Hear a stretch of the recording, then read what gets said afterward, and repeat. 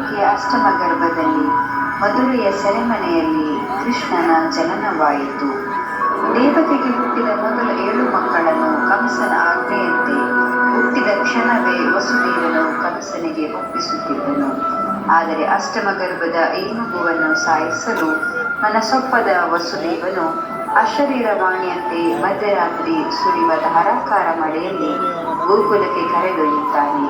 ಹೀಗೆ ಕೃಷ್ಣನು ಗೋಕುಲದಲ್ಲಿ ತಂದೆಯ ಗೆಳೆಯನಾದ ನಂದರಾಜನ ಮನೆಯಲ್ಲಿ ಯಶೋದೆಯ ಮಡಿಲಲ್ಲಿ ತನ್ನ ಬಾಲ್ಯಲೀಲೆಯನ್ನು ಮಾಡುತ್ತಾ ಬಾಲ್ಯವನ್ನ ಕಳೆಯುತ್ತಾನೆ.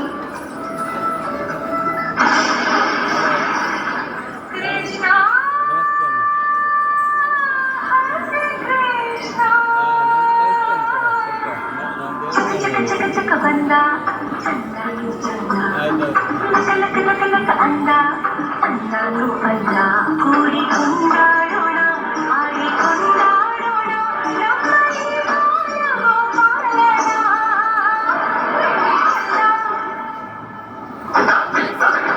ಬೆಣ್ಣೆ ಕಂಡ ಕಟ್ಟ ಬೆಲ್ಲ ತಮ್ಮ ಮನಸಂಡ ಬೆಣ್ಣೆ ಕಂಡ ಕಟ್ಟ ಬೆಲ್ಲ ತಮ್ಮ ಮನಸಂಡ ಚಕ ಚಕ ಚಕ ಚಕ ಬಂದ ಚಂದಾನು ಚಂದ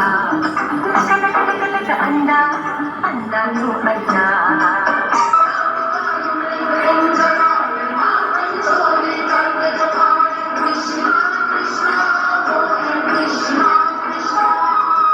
ಯಶೋಧ ಅಮ್ಮ, ಈಗೇನು ಹೇಳಲು ಬಂದಿದ್ದೀರಿ? ಪುನಃ ಕೃಷ್ಣ ಏನಾದರೂ ತುಂಟತನ ಮಾಡಿದನೆ? ಇಲ್ಲ ಅಮ್ಮ. ಮತ್ತೇನಾಯ್ತು? ಅವನು ಮಣ್ಣು ತಿನ್ನುತ್ತಾನೆ. ಏನು? ನಿಜ. ಅಯ್ಯೋ ದೇವರೇ, ಈ ಹುಡುಗ ದಿನ ಏನಾದರೂ ರಂಪ ಮಾಡುತ್ತಿರುತ್ತಾನೆ. ಎಲ್ಲಿದ್ದಾನವನು? ಇಲ್ಲಿರುವೆಯಾ ನೀನು? ಈಗಿಲ್ಲ, ಹೋಗಿ ನೀವಿಲ್ಲಿಂದ. ಹೇಳು, ಇದೇನು ಹೊಸ ತುಂಟತನ? ಮಣ್ಣು ಯಾಕೆ ತಿಂದೆ? ಇಲ್ಲ ಅಮ್ಮ, ನಾನೆಲ್ಲಿ ಮಣ್ಣು ತಿಂದೆ? ಸುಳ್ಳು ಹೇಳ್ತಾರೆ ಅವರು. ನಿನ್ನ ಅಯ್ಯೋ ಪಾಪ ಮುಖಚರಿಯ ಪರಿಣಾಮ ನನ್ನ ಮೇಲಾಗದು. ಬಾಯಿದರೆ ನೋಡೋಣ ಬೇಗ. ಯಶೋದೆ ಕಂಡ ಕೃಷ್ಣನ ಮೊದಲ ಲೀಲೆ ಇದಾಗಿತ್ತು. ಏನ್ ಆಶ್ಚರ್ಯ!